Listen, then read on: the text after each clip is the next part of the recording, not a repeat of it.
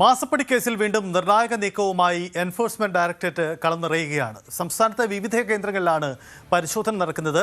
കോഴിക്കോടടക്കം 8 ഇടങ്ങളിലാണ് പരിശോധന നടക്കുന്നത്.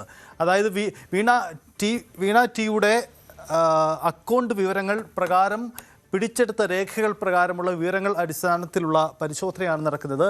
കോഴിക്കോട് തന്ത്രപ്രധാനമായ ഇടങ്ങൾ കൂടിയാണ് പരിശോധന എന്നതാണ് ഏറ്റവും പ്രത്യേകതയുള്ള കാര്യം.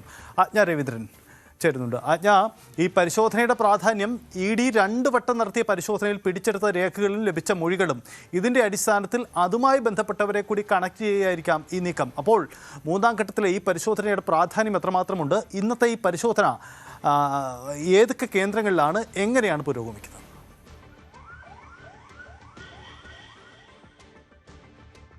സജിത്ത്, കോഴിക്കോടാണ് 4 കേന്ദ്രങ്ങളിലാണ് മിന്നൽ പരിശോധന നടക്കുന്നതെന്നാണ് നേരത്തെ 8 ഇടങ്ങളിൽ നിന്നുള്ള ഇൻഫർമേഷൻ ആയിരുന്നു ലഭിച്ചത്. അപ്പോൾ കോഴിക്കോട് 4 ഇടങ്ങളിലാണ് മിന്നൽ പരിശോധന നടത്തുന്നത്. സജിത്ത് സൂചിപ്പിച്ചതുപോലെ തന്നെ നേരത്തെ നടത്തിയിട്ടുള്ള 2 പരിശോധനയുടെ അടിസ്ഥാനത്തിലാണ് വീണ തേക്കണ്ടിയിലും ശശിധരൻ കർത്തയും ഉൾപ്പെടെയുള്ള ആളുകളെ ചോദ്യം ചെയ്തതുമായി ബന്ധപ്പെട്ടും ED നടത്തി, അതായത് CMRലുമായി ബന്ധപ്പെട്ട് ശശിധരൻ കർത്ത വീണയ്ക്കും അതുപോലെ എക്സാലോജിക്കിനും മാസപ്പടി നൽകിയിട്ടുള്ള ഇതുമായി ബന്ധപ്പെട്ടുള്ള പരിശോധന, ചോദ്യം ചെയ്യൽ തുടങ്ങിയവയൊക്കെ കഴിഞ്ഞിരുന്നു.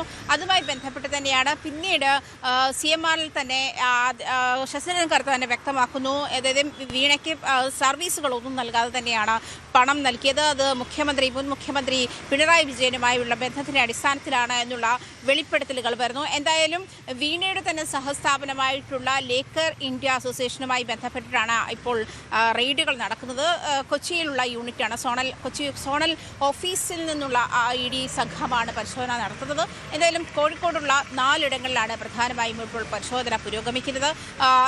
ഇതുമായി ബന്ധപ്പെട്ടുള്ള രേഖകൾ അതിൽ നിന്ന് പിടിച്ചെടുത്തോ തുടങ്ങിയ കാര്യങ്ങൾ ഇനിയും വ്യക്തമാക്കാനുണ്ട്. എന്തായാലും നേരത്തെ നടത്തിയിട്ടുള്ള പരിശോധനയിൽ നിന്നും വീണയുടെ അക്കൗണ്ടുകൾ ഫ്രീസ് ചെയ്യുന്ന സാഹചര്യത്തിലേക്കും HDFC ബാങ്കിൻ്റെ, അതായത് ലോക്കർ ഉൾപ്പെടെയുള്ള ബാങ്കിൻ്റെ അക്കൗണ്ടുകൾ ഫ്രീസ് ചെയ്യുന്ന ഒരു സാഹചര്യത്തിലേക്ക് നേരത്തെ പോയിരുന്നതാണ്. അത്തരം പരിശോധനകളിൽ നിന്ന് ഇടിക്ക് വീണയുടെ ആ അക്കൗണ്ടിൽ നിന്ന് 1.5 ലക്ഷം രൂപ മാത്രമാണ് കണ്ടെത്താൻ കഴിഞ്ഞത്. മറ്റ് പണം എവിടേക്ക് പോയി തുടങ്ങിയ അന്വേഷണം റിയാസിലേക്കും, വീണയുടെ ഭർത്താവ് റിയാസിലേക്കും, അതായത് 2020 മുതലുള്ള ട്രാൻസാക്ഷൻ്റെ ഡീറ്റെയിൽസ് ആയിരുന്നു അതിൽ നിന്നും ഇടിക്ക് കണ്ടെത്തേണ്ടിയിരുന്നത്. 2017 മുതലാണ് ED ഇത്തരത്തിൽ ശശിധരൻ കർത്തയുമായി ബന്ധപ്പെട്ടും CMRലുമായി ബന്ധപ്പെട്ടുമുള്ള ഇത്തരം ഇടപാടുകൾ നടത്തിയിട്ടുള്ളത് എന്നുള്ളതാണ് വ്യക്തമാകുന്നത്. വീണയുടെ കമ്പനി എക്സാലോജിക്ക് IT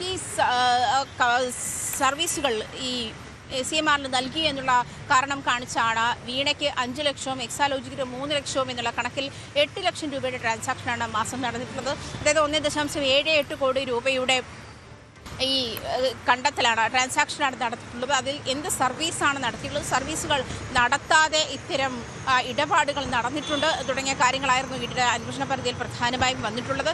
എന്തായാലും വീണയുടെ തന്നെ സഹസ്ഥാപനവുമായി ബന്ധപ്പെട്ടുള്ള റെയ്ഡാണ് ഇപ്പോൾ കോഴിക്കോടിൻ്റെ വിവിധ മേഖലകളിലായി നടക്കുന്നുള്ളത്. കോഴിക്കോട് 4 ഇടങ്ങളിലാണ് EDയുടെ റെയ്ഡുകൾ നടക്കുന്നത്. സജിത്ത്, അതാണ് പ്രാധാന്യമുള്ള കാര്യം ഏറ്റവും. അതായത് ആജ്ഞ സൂചിപ്പിച്ചതുപോലെ തന്നെ വീണയുടെ നിക്ഷേപം, വീണയ്ക്ക് കിട്ടിയ പണം പോയിരിക്കാൻ സാധ്യതയുള്ള മറ്റൊരു സ്ഥാപനത്തിലേക്ക് കൂടി അന്വേഷണം നീളുന്നു എന്ന രീതിയിലേക്ക് വരുമ്പോൾ ആ സ്ഥാപനത്തിൻ്റെ ഭാഗമായിരിക്കുന്ന വ്യക്തികളുടെ വീടുകളിലും ഫ്ലാറ്റുകളിലുമാണ് ഇപ്പോൾ പരിശോധന നടക്കുന്നത്. അതിൽ ചിലർ CPM ബന്ധമുള്ളവരാണ്. ഒപ്പം തന്നെ മുഹമ്മദ് റിയാസുമായി ബന്ധപ്പെട്ട്, വീണയുടെ ഭർത്താവുമായി ബന്ധപ്പെട്ട് അടുത്ത ബന്ധമുള്ളവരാണ്. ഇങ്ങനെ ചില ആക്ഷേപങ്ങളും ഉയരുന്നുണ്ട്. അപ്പോൾ ഈ വീണ പരോക്ഷമായെങ്കിലും ഇടപെട്ട ഇടങ്ങളിലേക്കും അവരുടെ ഡയറിയിലോ അവരുടെ അക്കൗണ്ടുകളിലോ പരാമർശമോ ബന്ധുത്വമോ പരാമർശിക്കുന്നോ ആയ ഇടങ്ങളിലൊക്കെ കൂടുതൽ പരിശോധന നടക്കുക എന്നതാണ്. അപ്പോൾ ഈ പരിശോധനയ്ക്കൊടുവിൽ ഒരുപക്ഷെ ഇവരുടെ ആസ്തികൾ പലരുടെയും കണ്ടുകെട്ടുക, അതാണല്ലോ ഇനി EDയിൽ നിന്നും പ്രതീക്ഷിക്കാവുന്ന അടുത്ത നീക്കം. ആ നീക്കത്തിന് മുന്നോടിയായിട്ടാണോ ഈ 3-ാം വട്ട പരിശോധനയെ കാണാനാവുക?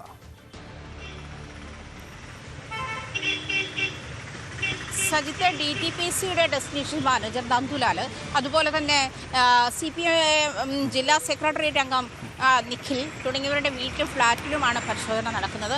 അതുമാത്രമല്ല, വീണയുടെ, സജിത്ത് നേരത്തെ സൂചിപ്പിച്ചതുപോലെ തന്നെ ഈ റെയ്ഡിൻ്റെ ഇടയിൽ പിടിച്ചെടുത്തുള്ള വീണയുടെ കയ്യിൽ നിന്ന് പിടിച്ചെടുത്തുള്ള രേഖകൾ, അതുപോലെ ഡയറികൾ, അതിലൊക്കെ സൂചിപ്പിച്ചിരുന്ന ആളുകളുടെ ഡീറ്റെയിൽസ് അനുസരിച്ചിട്ടാണ് EDയുടെ ഇപ്പോഴത്തെ പരിശോധന നടക്കുന്നത്.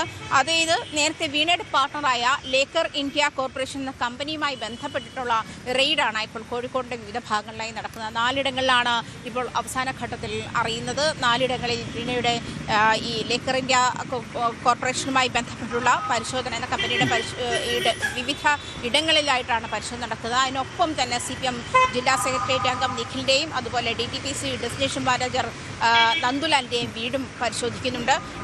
ഇതുമായി ബന്ധപ്പെട്ട് അതായത് കക്കുഴി പാലത്താണ് നന്ദുലാൽ താമസിക്കുന്നത്. അതായത് DTPC ഡെസ്റ്റിനേഷൻ മാനേജർ. അതുപോലെ നല്ലളം കരുവൻതുരുത്തി അശോകപുരം ഫ്ലാറ്റാണ് നിഖിലുമായി ബന്ധപ്പെട്ട സ്ഥലങ്ങളിലാണ് EDയുടെ പരിശോധന നടക്കുന്നത്. എന്തായാലും കോഴിക്കോട് വിവിധ ഭാഗങ്ങളിലാണ് ഈ പരിശോധന ഇപ്പോൾ തുടരുന്നത്. നേരത്തെ സജിത്ത് സൂചിപ്പിച്ചതുപോലെ 2 പരിശോധനയിലും കണ്ടെത്തിയിട്ടുള്ള വിശദാംശങ്ങളുടെ അടിസ്ഥാനത്തിലാണ് ഇപ്പോൾ മൂന്നാമതായുള്ള EDയുടെ അടിയന്തര പരിശോധന നടക്കുന്നത്. അതും വീണയുമായി ബന്ധപ്പെട്ടുള്ള ഇടങ്ങളിൽ തന്നെയാണ്. വീണയിൽ നിന്നും ശേഖരിച്ചിട്ടുള്ള അല്ലെങ്കിൽ വീണയുമായി ബന്ധപ്പെട്ട വിശദാംശങ്ങളുടെ അടിസ്ഥാനത്തിലാണ് ഇത്തരത്തിലുള്ള ഒരു പരിശോധന നടക്കുന്നത്. സജിത്ത്, ശരി, അതാണ് കോഴിക്കോട്ടെ പരിശോധന. ആ രീതിയിലാണ് പുരോഗമിക്കുന്നത്. കൂടുതൽ വാർത്തകൾക്ക് News 18 Keralam YouTube channel subscribe ചെയ്യുക.